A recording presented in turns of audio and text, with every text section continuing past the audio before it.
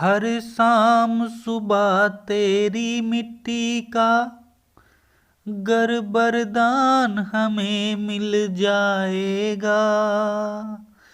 सच कहता हूँ इस बंजर भूमि में एक सुंदर फूल भी खिल जाएगा। एक सुंदर फूल भी खिल जाएगा।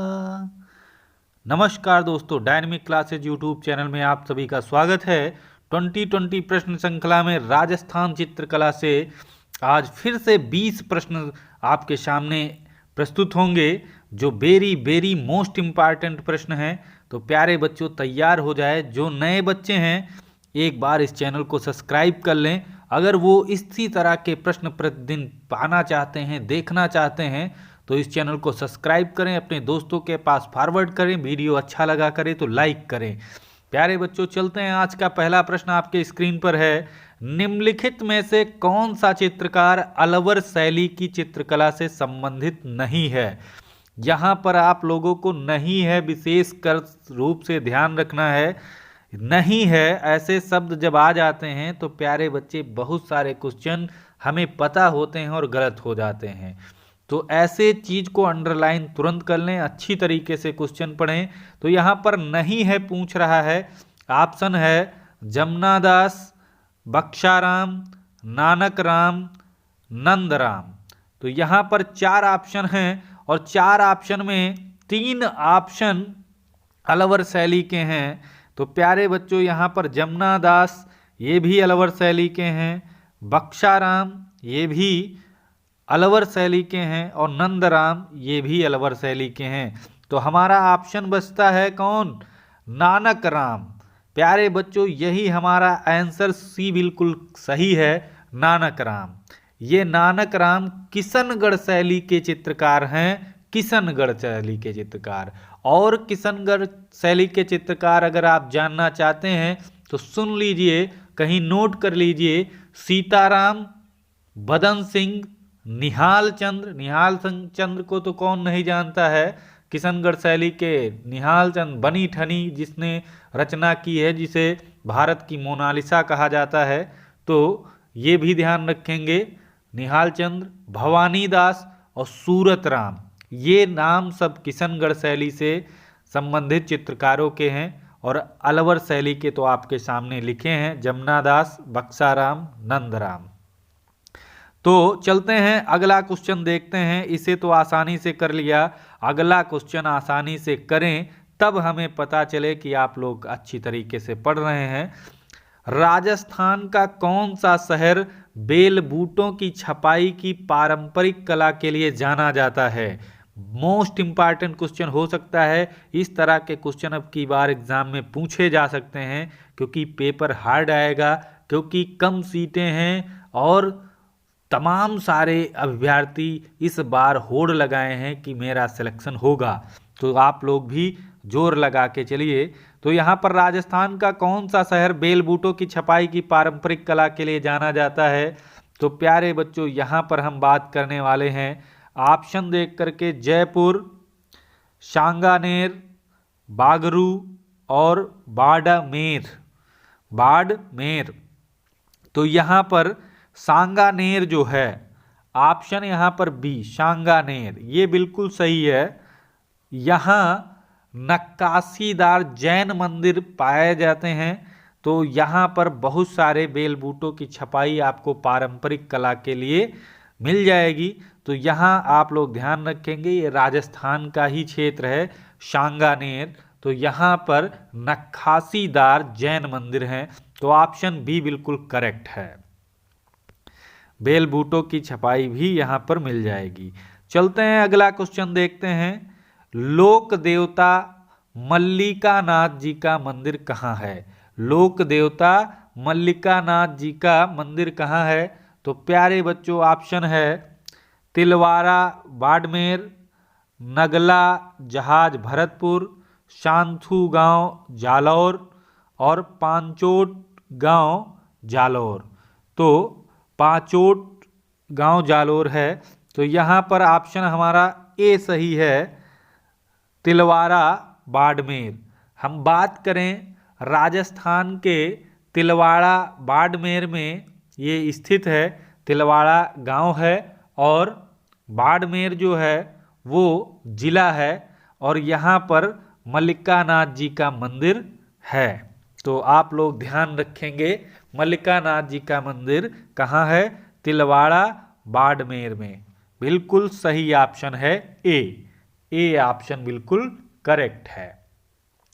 और यहाँ पर जो सांथू गांव है जालौर में, यहाँ से याद रखना है, अगर यहाँ का पूछ लेगा तो प्यारे बच्चों यहाँ पर भी एक मंदिर है वीर फत्ता जी का मंदिर फेमस है, तो आप लोग इसको ध्यान रखेंगे, वीर फत्ता जी। चलिए अगला क्वेश्चन देखते हैं। राजस्थान का मेवा नगर किस लिए प्रसिद्ध है? राजस्थान का मेवा नगर किस लिए प्रसिद्ध है? सूखे मेवों के लिए, पार्श्वनाथ मंदिर के लिए, जीरे के उत्पादन के लिए, कठपुतली नृत्य के लिए। तो राजस्थान का मेवा नगर अगर बात करें तो ये जैन धर्म के 23वें जैन तीर्थकर थे जिनका नाम पार्श्वनाथ था, उन्हीं के मंदिर के लिए फेमस है। तो ऑप्शन बी बिल्कुल सही है, पार्श्वनाथ मंदिर के लिए। ये 23वें जैन तीर्थकर थे और जिनका जन्म वाराणसी में हुआ था, ये भी ध्यान रखना, वाराणसी में हुआ था, तो ये ध्यान रखेंगे। अगला क्वेश्चन अच्छी तरीके से कर पाएंगे अगर आप लोग अच्छी तरीके से सहयोग बनाए तो बहुत अच्छी तरीके से क्वेश्चनों को कर पाएंगे। रागमाला के चित्र सबसे अधिक किस शैली में बने हैं? रागमाला के चित्र सबसे अधिक किस शैली में बने हैं? तो हम बात करें यहाँ पर जैन शैली, राजस्थान शैली, पहाड़ी शैली, मुगल शैली, तो इसमें कुछ दिक्कत ही नहीं है, जैन शैली में सबसे अधिक बने हैं। ऑप्शन बी करेक्ट है, क्योंकि जैन शैली हम लोग पढ़ रहे हैं, जैन शैली से है और जैन शैली में रागमाला सबसे ज़्यादा बनाए गए चित्र हैं। मेवाड़ शैली में हम एक कविता गुनगुनाते हैं, आप लोगों को शायद पता होगी, उसमें आता है निसार दीन की रागमाला, मेवाड़ शैली के तीनों लाला। तो बिल्कुल आप कर पाएंगे, कोई दिक्कत नहीं है। अगला क्वेश्चन, राजस्थान के इतिहास लेखन का पितामह किसे माना जाता है या कहा जाता है? ऑप्शन है पर्सी brown, colonel Tod, Anand Kumar स्वामी, कार्ल खंडेलवाला। तो यहाँ पर प्यारे बच्चों आपको हम ले चलते हैं ऑप्शन बी पर, कर्नल टॉड। ये ऑप्शन बिल्कुल सही है। जो राजस्थान के इतिहास का लेखन का पितामह कहा जाता है वो कर्नल टॉड को कहा जाता है। अब ये कर्नल टॉड हैं कौन? तो प्यारे बच्चों यहाँ पर हम बात करने, colonel Tod East India company के अधिकारी थे जो 1817 और 18 में ये उदयपुर आए हुए थे और इन्होंने एक पुस्तक लिखी थी 5 साल के अथक प्रयास से, annuls and antiquities of Rajasthan. फिर से सुन लीजिए, एक पुस्तक लिखी थी annuls and antiquities of Rajasthan, जिसमें इन्होंने राजस्थान शब्द का सर्वप्रथम प्रयोग किया था और सर्वप्रथम ये शब्द राजस्थान का उसी पुस्तक में आपको मिलता है। तो ये भी कभी कभी क्वेश्चन पूछ लेता है कि राजस्थान शब्द का प्रयोग सर्वप्रथम किसने किया था? तो कर्नल टॉड ने ही किया था और इसीलिए राजस्थान के इतिहास के लेखन का पितामह इन्हें कहा जाता है। बिल्कुल आप याद रखेंगे ऑप्शन बी। चलिए अगला क्वेश्चन देखते हैं। भारतीय चित्रकला के अंतर्गत कुल कितनी रागनियां हैं? वाह प्यारे बच्चों, ये क्वेश्चन भी बहुत अच्छा है, इसको भी आप इम्पॉर्टेंट की सूची में रखिएगा। ऑप्शन है 6, 30, 36 और 8। प्यारे बच्चों रागनियां पूछ रहा है, राग नहीं लगा देना, रागनियां पूछ रहा है। तो यहाँ पर बात करें, देखिए 6 राग हैं। कितने राग हैं? 6 राग हैं, प्रत्येक की 6 रागनियां हैं। तो 6 × 6 बराबर 36। तो यहाँ पर ऑप्शन हमारा कौन सा सही है? ऑप्शन सी बिल्कुल सही है। ऑप्शन सी हमारा बिल्कुल सही है। 36 रागनियां हैं, 6 राग हैं, प्रत्येक की 6 रागनियां हैं, तो 6 गुणे 6 बराबर 36 रागनियां बिल्कुल आप लोग याद रखेंगे। अगला क्वेश्चन, राजस्थानी शैली में किस पशु का अंकन सर्वाधिक हुआ है? राजस्थानी शैली में किस पशु का अंकन सर्वाधिक हुआ है? हाथी, घोड़ा, बकरी, गाय। तो यहां पर प्यारे बच्चों गाय जो ऑप्शन है, ऑप्शन डी बिल्कुल सही है। गाय, जिसे हम माता बोलते हैं, इस पशु का सर्वाधिक अंकन राजस्थानी शैली में हुआ है। तो प्यारे बच्चों ऑप्शन डी बिल्कुल है। अगला क्वेश्चन देख लेते हैं। मालवा में चौर पंचशिखा का चित्रण किसके संरक्षण में माना जाता है? मालवा में चौर पंचशिखा का चित्रण किसके संरक्षण में माना जाता है? राय बहादुर, बाज बहादुर, देवीदास, रूप गोस्वामी। तो यहां पर बात करें हम तो बाज बहादुर जी के संरक्षण में हुआ था। ऑप्शन बी बिल्कुल सही है, बाज बहादुर जी के संरक्षण में।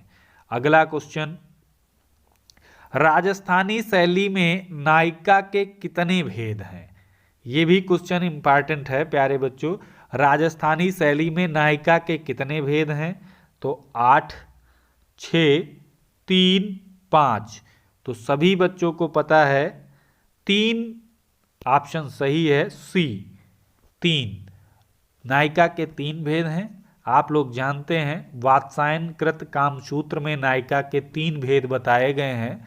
वात्सायन की एक रचना है कामसूत्र, जिसमें नायिका के कितने भेद बताए गए हैं? 3 भेद बताए गए हैं, स्वकीया, परकीया और सामान्य। लिख देते हैं, स्वकीया, परकीया और एक है सामान्य। ये 3 हैं, 1, 2, 3। तो ये 3 हैं। राजस्थानी शैली में नायिका के कितने भेद हैं? तो 3 हैं। और अगर इनमें श्रेष्ठ पूछे तो प्यारे बच्चों ये 1 नंबर जो है स्वकीया। तो ये स्वकीया सबसे श्रेष्ठ मानी जाती है, इसको भी आप लोग याद रखेंगे। ये वात्सायन कृत कामसूत्र में नायिकाओं का भेद का वर्णन मिलता है। अगला क्वेश्चन प्यारे बच्चों देखते हैं। राजस्थान का प्रतापगढ़ किस लिए प्रसिद्ध है? राजस्थान का प्रतापगढ़ किस लिए प्रसिद्ध है? भित्त चित्रों के लिए, मीनाकारी के लिए, लकड़ी के खिलौनों के लिए, बनारसी वस्त्र के लिए। तो प्यारे बच्चों प्रतापगढ़ मीनाकारी के लिए प्रसिद्ध है, मीनाकारी के लिए। प्यारे बच्चों ऑप्शन बी बिल्कुल सही है।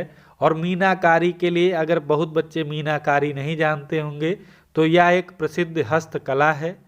इसमें हम बात करें तो कांच होता है, जो रंगीन कांच होता है, नीला, पीला, हरा, इसकी चादर पर सोने से नक्काशी की जाती थी और इसी को मीनाकारी नाम दिया गया था। और इसे वहाँ थेवा भी कहा जाता है। वहाँ पर क्या कहा जाता है? याद रखना, थेवा भी कहा जाता है, थेवा।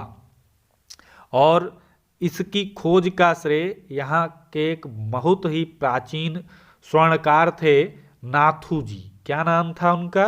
नाथू जी। नाथू जी थे, तो उनके द्वारा ये कला विकसित की गई थी। नाथू जी थी, एक स्वर्णकार थे और ये थेवा नाम से वहाँ प्रसिद्ध है, जो मीनाकारी के नाम से वहाँ हस्तकला के रूप में जानी जाती है। ये चीज़ आप लोग ध्यान रखेंगे। तो नाथू जी की थेवा मीनाकारी के लिए प्रतापगढ़ प्रसिद्ध है। और प्रतापगढ़ के क्षेत्र में, जिले में जो है मीना जनजात भी रहती है। अगला क्वेश्चन देखते हैं।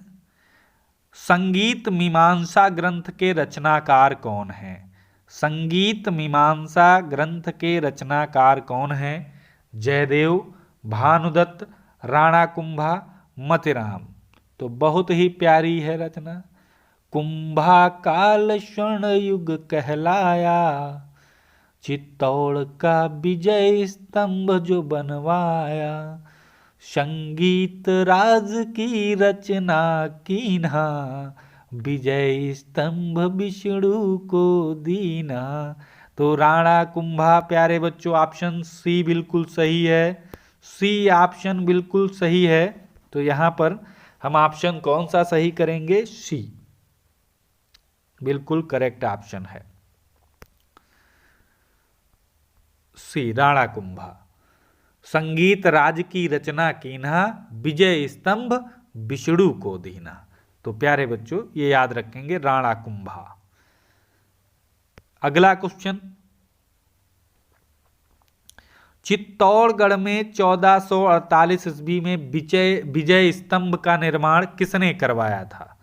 चित्तौड़गढ़ में 1448 ईस्वी में विजय स्तंभ का निर्माण किसने करवाया था? तो प्यारे बच्चों अभी हमने बताया था, लेकिन फिर से ऑप्शन देख लो। राणा भोज, राणा कुंभा, राजा उदय सिंह, बापा रावल। तो प्यारे बच्चों ये राणा कुंभा है, बिल्कुल सही ऑप्शन है। वही कविता है, विजय स्तंभ विष्णु को दीना, चित्तौड़ का विजय स्तंभ बनवाया। तो आप लोग ध्यान रखेंगे राणा कुंभा, बिल्कुल कोई दिक्कत नहीं है। और अगर इससे बात कर लें तो यह स्तंभ जो है विष्णु भगवान को समर्पित है। ये विजय स्तंभ जो है, ये विजय स्तंभ जो है वो विष्णु भगवान को समर्पित है। और बात करें इसकी ऊंचाई की तो हम बता चुके हैं 37.19 मीटर इसकी ऊंचाई है। अगर फुट में होगी तो 122 फीट, 122 फीट है। और अगर मीटर में होगी तो 37.19 मीटर है। तो ये चीज़ भी आप याद रखेंगे, ऊंचाई कभी कभी पूछ लेता है। और इस विजय स्तंभ के वास्तुकार भी कभी कभी पूछता है, तो सूत्रधर जैता जी हैं। सूत्रधर जैता, ये भी नाम आप लोग याद रखेंगे, सूत्रधर जैता।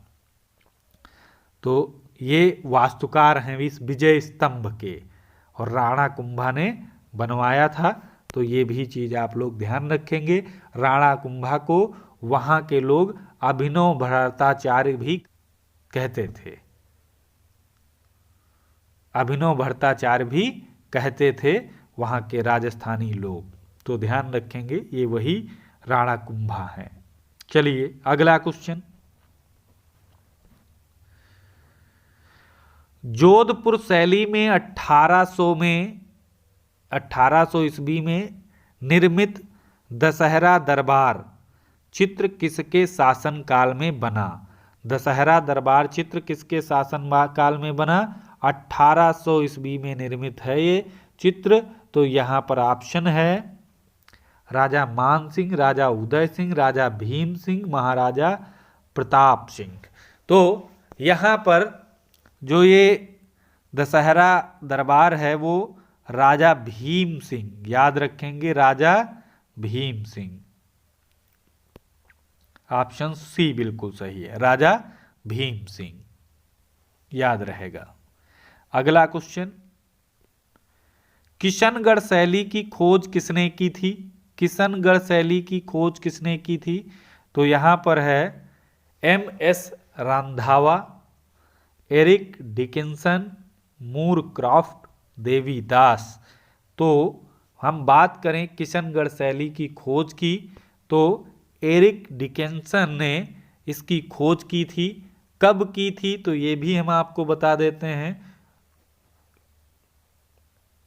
ये याद रखना है आप लोग, 1943 ईस्वी, 1943 ईस्वी में याद रखेंगे एरिक डिकिंसन ने इस किशनगढ़ शैली की खोज की थी। अब आ जाता है एरिक डिकिंसन कौन थे? तो ये मेयो कॉलेज में अंग्रेजी के प्रोफेसर थे, मेयो कॉलेज में अंग्रेजी के प्रोफेसर थे। इनकी एक पुस्तक है किशनगढ़ पेंटिंग। कौन सी है? किशनगढ़ पेंटिंग। सभी बच्चे याद रखेंगे। इनकी एक पुस्तक है किशनगढ़ पेंटिंग, और ये मेयो कॉलेज में अंग्रेजी के प्रोफेसर थे। इन्होंने 1943 ईस्वी में किशनगढ़ शैली की खोज की थी, तो याद रहेगा बिल्कुल। और इन्होंने बनी ठनी का चित्र देख करके एक चीज कही थी, वो चीज भी आप लोग याद रखो। उन्होंने कहा था, मुझे लगा जैसे कोई अबिसिनिया सुंदरी अबोरा पर्वत पर तन्मयता के साथ गा रही है। तो यह कथन किसका है? तो ये याद रखना है, ये एरिक डिकिंसन का ही कथन है। तो प्यारे बच्चों चलते हैं अगले क्वेश्चन पर। कदली वृक्ष, केला तथा आम्र वृक्ष किसे कहते हैं? आम को। वैकल्पिक व्यवस्था किस शैली में मिलती है? बहुत ही अच्छा क्वेश्चन है। किशनगढ़ शैली, मेवाड़ शैली, बूंदी शैली, जोधपुर शैली। तो ये प्यारे बच्चों याद रखना है, ये बूंदी शैली में संभव हुआ। बूंदी शैली में वैकल्पिक व्यवस्था किसमें देखने को मिलती है? तो बूंदी शैली। बूंदी शैली ऑप्शन बी सही है। अगला क्वेश्चन, किसके शासनकाल में शिव कुमार और डालू राम नामक दो चित्रकार जयपुर से अलवर आए थे? राजा प्रताप सिंह, राजा राज सिंह, राजा मान सिंह, राजा जय सिंह। तो प्यारे बच्चों यहाँ राजा प्रताप सिंह जो हैं, इनके शासनकाल में जयपुर से अलवर दो चित्रकार आए थे, शिव कुमार और डालू राम। और डालू राम वहाँ के राजकीय चित्रकार थे। ये अलवर शैली के आप लोग ध्यान रखेंगे, अलवर शैली के राजकीय चित्रकार कौन थे? डालू राम। अब बात करें यहाँ पर अलवर राज्य की स्थापना, तो अलवर राज्य की स्थापना 1775 ईस्वी में याद रखेंगे। किसने की थी? तो राजा प्रताप सिंह ने ही की थी। राजा प्रताप सिंह ने 1775 ईस्वी में अलवर राज्य की स्थापना की थी। अलवर राज्य किस लिए फेमस है? तो यहाँ पर हाथी दांत पर चित्रकारी के लिए मूलचंद जो थे वो काफ़ी प्रसिद्ध थे। तो इसको आप लोग याद रखेंगे, हाथी दांत पर चित्रकारी के लिए मूलचंद यहाँ के बहुत प्रसिद्ध थे। तो ये अलवर शैली के हैं, आप लोग बिल्कुल याद रखना है। अगला क्वेश्चन, जयपुर शहर के वास्तुकार कौन हैं? Jaita, Vishnudhar Bhattacharya, Eric Dickinson, Moorcroft. तो यहाँ पर जैता जी तो अभी बताए हैं विजय स्तंभ के थे। विष्णुधर भट्टाचार्य थे, ऑप्शन बी बिल्कुल सही है, B Vishnudhar Bhattacharya. Eric Dickinson तो किशनगढ़ शैली के खोज करता है, और यहाँ पर विष्णुधर भट्टाचार्य जी बिल्कुल सही, ऑप्शन बी है, जयपुर शहर के वास्तुकार हैं। अब यहाँ पर आता है तो जयपुर की स्थापना किसने की थी? तो 1727 ईस्वी में याद रखना है। 1727 ईस्वी में कौन से किया था? जय सिंह द्वितीय ने। जय सिंह द्वितीय ने, जय सिंह द्वितीय जयपुर की स्थापना किए थे 1727 ईस्वी में। चलते हैं अगले क्वेश्चन पर। किशनगढ़ शैली के प्रसिद्ध आलोचक कौन हैं? प्रसिद्ध आलोचक हैं प्यारे बच्चों एरिक डिकिंसन, ये तो खोज करता है। निहाल चंद्र, ये किशनगढ़ शैली का बनी ठनी चित्र बनाए थे। फैयाज अली खां, कर्नल टाड राजस्थान के इतिहास के लेखन पितामह कहे जाते हैं। फैयाज अली खां बिल्कुल सही option, D option, C option बिल्कुल सही है। फैयाज अली खां ये प्रसिद्ध आलोचक थे किशनगढ़ शैली के, याद रखना है सभी बच्चों को। चलते हैं, आज का अंतिम प्रश्न आपके सामने है प्यारे बच्चों, अच्छी तरीके से इसको करना है। बीकानेर शैली का उत्कृष्ट चित्र बाज बहादुर एवं रानी रूपमती वर्तमान में कहाँ सुरक्षित है?